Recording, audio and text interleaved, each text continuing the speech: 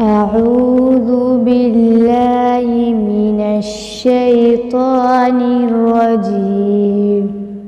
سورة النصر مدنية.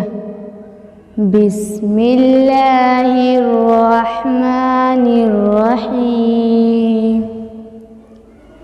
إذا جاء نصر الله والفتح ورأيت الناس يدخلون في دين الله أفواجا فسبح بحمد ربك واستغفر إنه كان توابا. اعوذ باللہ من الشیطان الرجیم. میں اللہ کی پناہ لیتی ہوں شیطان مردود سے. سورۃ النصر مدنیہ. اس سورت کا نام سورہ نصر ہے. یہ مدنی سورہ ہے. اس میں 1 رکوع اور 3 آیتیں ہیں. بسم اللہ الرحمن الرحیم. شروع کرتی ہوں اللہ کے نام سے جو بڑا مہربان نہایت رحم والا ہے. اذا جاء نصر اللہ والفتح. جب اللہ کی مدد اور فتح آ جائے. وَرَأَيْتَ النَّاسَ يَدْخُلُونَ فِي دِينِ اللَّهِ أَفْوَاجًا.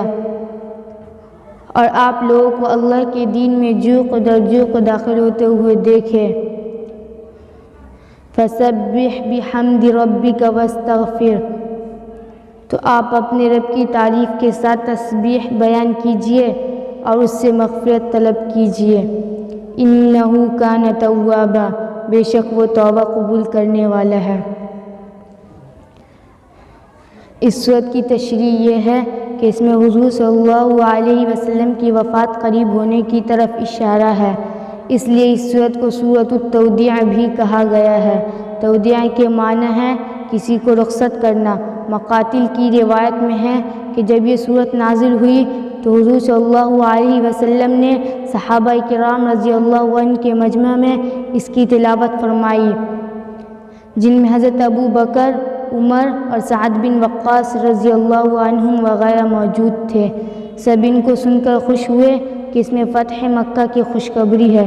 مگر حضرت عباس رضی اللہ عنہ رونے لگے تو آپ صلی اللہ علیہ وسلم نے رونے کا سبب پوچھا تو حضرت عباس رضی اللہ عنہ نے عرض کیا کہ اس میں تو آپ صلی اللہ علیہ وسلم کی وفات کی خبر مضمر ہے. حضرت صلی اللہ علیہ وسلم نے اس کی تصدیق فرمائی.